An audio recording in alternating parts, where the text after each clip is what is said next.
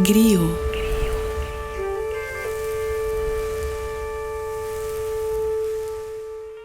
Esse episódio foi patrocinado pela Bem Bolado Brasil. Bem Bolado Brasil, os melhores kits para o seu ritual.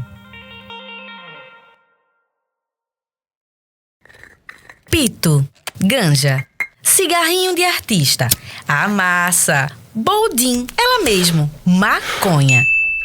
Uns gostam mais do que lasanha e outros criminalizam mais que tudo. E, canabicamente falando, tu sabe qual é a raiz de todo o preconceito ligado à planta? Tu acha que a única ligação que a maconha tem com a favela é o crime? Então coloca o teu fone, prepara o teu beck, que eu sou Mica Santana e no Canabicamente Falando nós vamos deschavar, bolar e juntos viajar nas vivências do mundo da maconha. Chapando no passado, vivenciando o presente para entendermos o nosso futuro. E nesse primeiro episódio, vamos romper a primeira camada, a parte mais importante antes de falar qualquer coisa sobre a maconha. A sua história e a importância da sua existência nas vidas periféricas do Brasil. Mas antes de tudo, vamos lembrar que informação não é apologia, tá? E aí, tu tá preparada pra viajar nessa lombra? Oxi, Marolinha! Gente, esse aqui é o Marolinha. Uma voz chapada que tá sempre aqui na minha cabeça. Fica aparecendo quando quer, na hora que quer. E sinceramente, eu não posso fazer nada. Seda, recheio e o isqueiro pro teu bem bolado já tá na mão? Tá vendo? Já tá tudo aqui, Marolinha. Então, minha irmã, esse podcast começa em 3, 2, 1.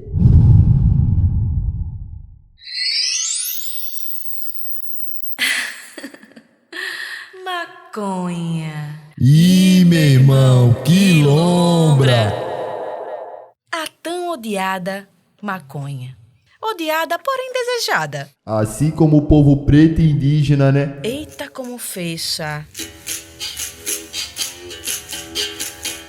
Essa semelhança não é uma simples coincidência. A história da maconha e da população negra se entrelaçam aqui no Brasil. Brasil, meu Brasil brasileiro.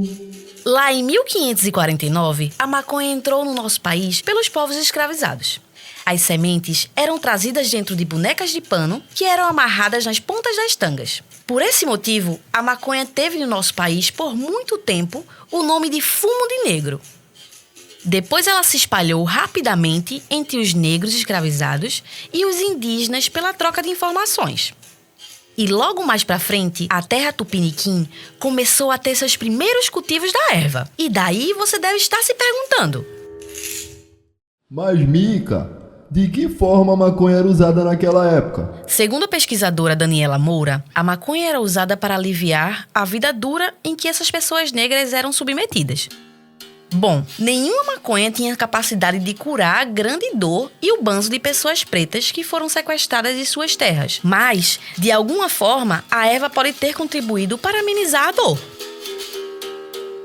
Já Elisaldo Carlini, na pesquisa A História da Maconha no Brasil, apresenta os usos para além do terapêutico. A maconha também estava presente na construção das caravelas, que eram feitas com fibras de cânhamo. Minha irmã, os colonizadores se apropriaram até da maconha. E, Marolinha, eles não se cansam, né? No século XVIII, a maconha era incentivada pela coroa portuguesa. Sim, incentivada. Agora, tu imagina os portugueses estimulando o consumo e cultivo da plantinha?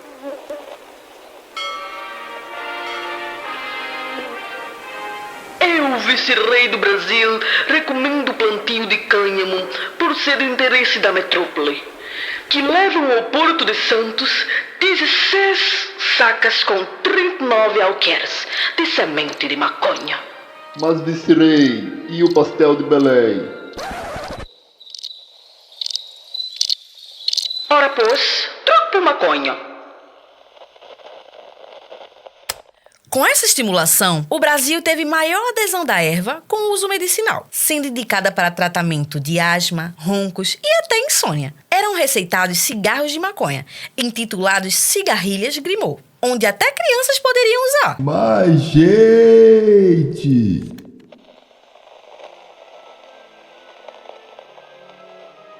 Você sofre de asma, ronco, insônia? Cigarrilhas Griot. é a solução. Cigarrilhas Grimaud é bom porque é bom mesmo. Papai, eu tô me sentindo mal. Calma, meu filho. Com as cigarrilhas Grimaud, você ficará bem logo logo. É só tragar. Eu ainda tô tossindo. Ah, é assim mesmo, meu filho. Cigarrilhas Grimaud é bom porque é bom mesmo. Pois é, mas foi na chegada do século XIX que essa história mudou de forma drástica. Edição, sobe a música tensa porque agora vai ser pedrada. Pois é, Marolinha. Eu troquei uma ideia com Luísa Saad, que é autora do livro Fumo de Negro, a criminalização da maconha no Brasil. Esse nome não me é estranho? E não é mesmo, Marolinha. Já já eu explico a minha ligação com a Luísa. Mas vamos pular para a conversa que eu tive com ela, onde ela me explica sobre a Lei Pito do Pango. Oxi, boy, pito do quê? Que lei é essa? Poucos anos depois, em 1830, a gente tem a primeira lei que tentou criminalizar o uso da maconha no Brasil. É a Lei do Pito do Pango.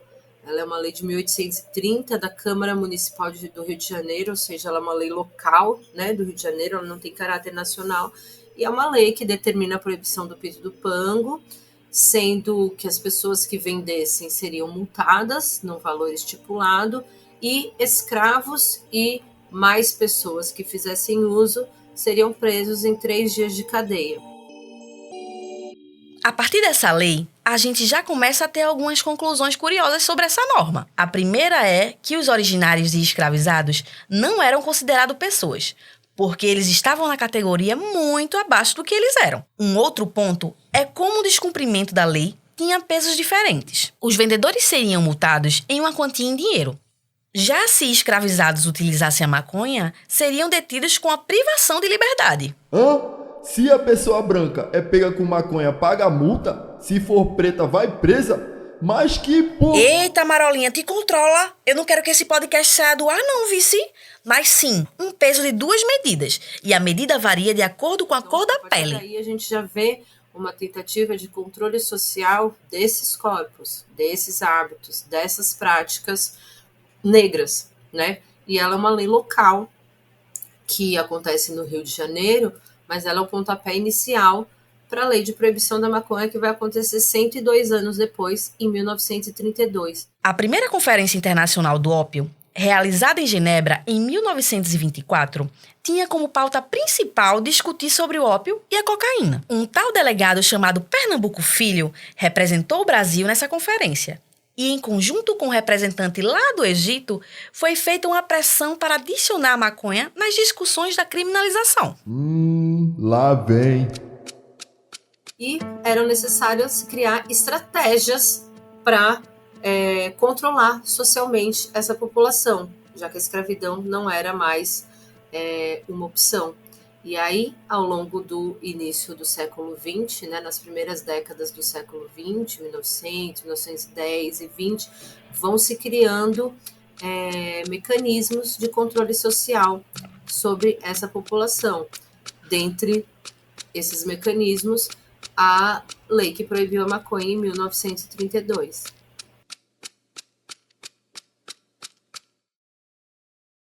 E assim foi feito. O Congresso de Genebra conseguiu proibir a venda de haxixe, que é a resina da maconha. Com isso, o Brasil ganhou status de primeiro país do mundo a criminalizar a planta. Que tiração, minha irmã! O que tem por trás da criminalização da maconha é uma coisa chamada de... Racismo? Acertou! Eu tô até zonzo. Tudo começou porque os caras foram lá em Genebra proibir o uso de uma plantinha no Brasil. Tanto crime rolando e criminalizaram logo uma planta. Segundo o meu filósofo contemporâneo Cleito Rasta, esse bicho tá desconsiderando o negro. Ela não é criminalizada por ser essa erva, né, por ser a erva de Angola, por ser uma planta, mas ela é criminalizada por vir da comunidade negra, por ser uma carga histórica da comunidade negra, e por isso que hoje em dia a gente tem essa guerra ao tráfico, que não é guerra ao tráfico, na verdade, é a guerra à população negra, né, a juventude negra do país, assim. É Essa voz que você acabou de escutar é de Cícero Sobrinho, um grande amigo e filósofo, especialista em filosofia africana. A conversa com ele, além de informativa, foi um lugar de identificação. Cícero e eu somos pessoas pretas que fazem o uso da maconha no Brasil. Acho importante reforçar para você quem nós somos. Nós, que ainda somos marginalizados, usando ou não a plantinha. É preciso relembrar constantemente, já que a discussão sobre a legalização da maconha ainda é caracterizada pelo apagamento do protagonismo de pessoas pretas e povos originários. Estados Unidos e Canadá são potências em exportação de maconha, mas o Brasil foi pioneiro no uso da maconha, né? Então, tipo, o que é que tá acontecendo? Onde é que as coisas não, onde é que esse cálculo não bate? Onde é que as coisas não estão funcionando? Eita, chega, bate a lombra reflexiva. Agora eu tô entendendo é tudo. Respira, Marolinha, que ainda tem mais. Lembra do Congresso de Genebra, que conseguiu protocolar a proibição da venda de haxixe e logo depois veio a Lei Pito do Pango? Minha irmã, eu queria até esquecer. Só tu? Depois do Congresso, a classe e raça dominante no Brasil começa sua estratégia de colocar pessoas indígenas e negras como criminosos, usando da lei com respaldo na ciência para criminalizar os costumes desse povo. Eles são racistas e botam a culpa na ciência? Vai entender, hein? E é nesse contexto que o consumo da maconha começa a ser criminalizado, em conjunto com outros costumes, como a capoeira, o culto ao orixá, entre outras manifestações da cultura africana e indígena. Peraí. Bateu uma onda aqui. Se a maconha fosse consumida e defendida pela classe dominante lá atrás, será que ela seria criminalizada? Meu Deus, como é que uma coisa que tá na minha cabeça não entende o que eu penso? Ah, Mica, que lombra. Eu sou a parte chapada da tua mente. Me perdoa. Não tem como saber se ela seria criminalizada, mas tudo indica que não. Filhos da... A boca, Marolinha!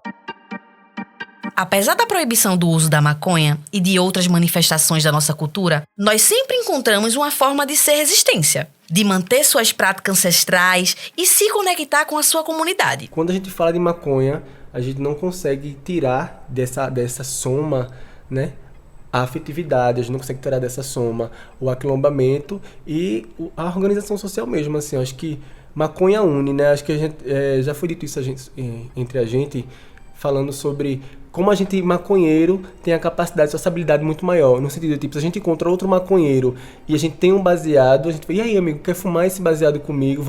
E aí, amiga, quer fumar esse baseado comigo? Vamos trocar uma ideia, vamos conversar. Maconha é aquilombamento e lugar de afeto. E esse aquilombamento, muitas vezes, acontece nos becos das favelas. É por isso que quando eu fumo um baseado, eu me sinto abraçado, aconchegado. É tão bom. Ah, eu também. Mas eu fico me perguntando, quais são os caminhos para fazer o uso da maconha em um espaço que é associado à guerra ao tráfico? A maconha ainda é encarada como a única responsável por mortes e encarceramentos, quando a gente sabe que o problema é bem maior. E a gente que é de comunidade, que consome maconha, a gente sabe onde achar maconha. E não dá pra esconder o mercado. Não dá pra esconder uma padaria, por exemplo. Sabe por quê? Porque padaria vende pão, meu amor. Então, não dá pra esconder uma boca de fumo. E aquela boca de fumo não acaba, não é porque a guerra às drogas, não sei o que lá, a guerra às drogas tá nessa luta, não. Não acaba porque não é conveniente que aquela boca de fumo acabe. Aquela boca de fumo, ela lucra para pessoas muito grandes. O problema não está na droga e nem em quem consome a droga. O real problema é a criminalização dessa droga. É a partir da proibição que o sistema tem um aval para matar sistematicamente a juventude não branca desse país. E eu faço parte dela.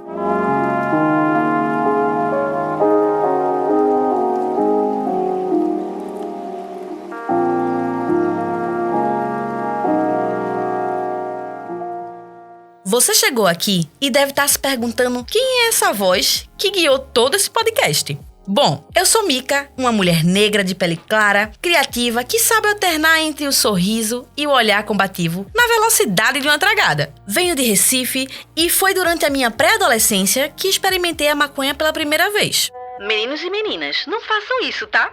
Em um próximo episódio, eu conto com calma a minha primeira experiência com a maconha.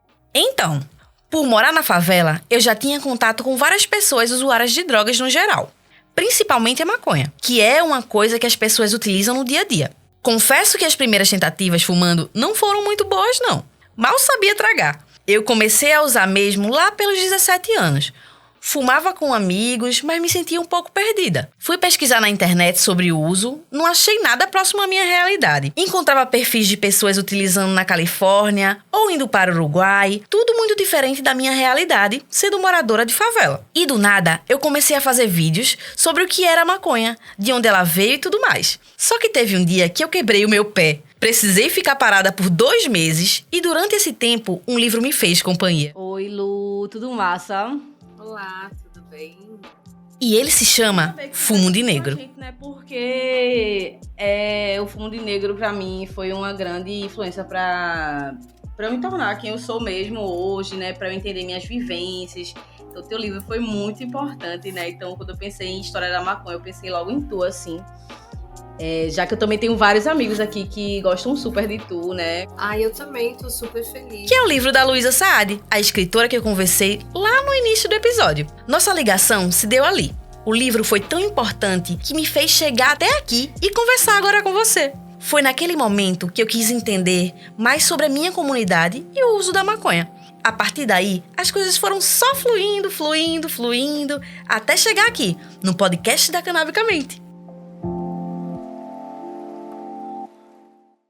Ser uma jovem preta que cria conteúdo sobre maconha não é fácil. E quando a gente fala sobre maconha, não é só sobre as coisas boas, como as pessoas brancas fazem. A maconha pra gente também traz muitos lugares de dor, mas eu sinto que essa é minha missão. Se não tiver alguém pra fazer, ninguém vai fazer, né? Então, eu não faço só por mim. Eu faço em função de uma comunidade, mesmo que dentro dessa comunidade existam pessoas contra uma legalização. A história da maconha no Brasil é também a história do povo preto e indígena desse país. E nada é mais poderoso que uma pessoa preta que conhece seu passado. Nunca esqueçam que a maconha é ancestral e a ancestralidade é o futuro.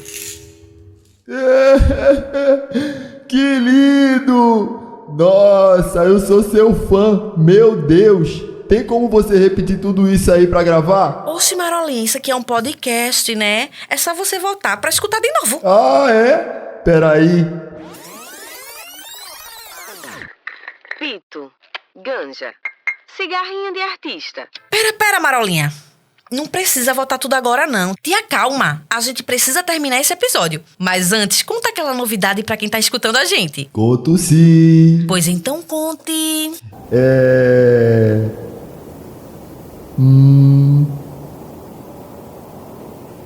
Esqueci. Marolou, hein? Deixa que eu falo, então. A novidade é que nossa conversa não acaba por aqui. O próximo episódio de Canabicamente Falando vai ser no formato videocast e vamos receber convidados para continuar conversando sobre a história da maconha. O link vai estar disponível lá no nosso Instagram, que é canabica.mente. Agora estou super animada para esse segundo episódio. E tu, Marolinha? Vixe, bateu. É melhor a gente ficar por aqui, porque daqui a pouco a larica vai bater forte. Um cheiro, gente. Até o próximo episódio da Canabicamente Falando. Solta a música, edição!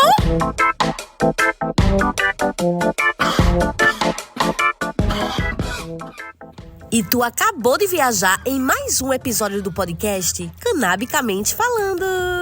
Esse podcast foi criado, apresentado e dirigido por Mica Santana e Rômulo Juan. Rômulo também é o chapado que faz a voz do Marolinha. Nossa grande roda de produção é maior que um baseado de 2 sedas e a gente vai te contar. A produção executiva e co-direção é realizada por Caio Santos. A produção geral é feita por Ruth Rayane. O roteiro é assinado por Samara Costa, da Gandaia. A edição e o desenho de som é trabalho de Caio Santos e esse episódio contou com efeitos sonoros cedidos por Janaína Oliveira, do Negras Linhas. A pesquisa é feita por Cícero Sobrinho e a checagem de fatos é feita por Jaqueline Rodrigues. O design e o motion design foi feito por Gustavo Hatz, a direção de arte e as artes visuais por Abróis Barros. Nossa social media e captadora de parcerias é Trícia Paula.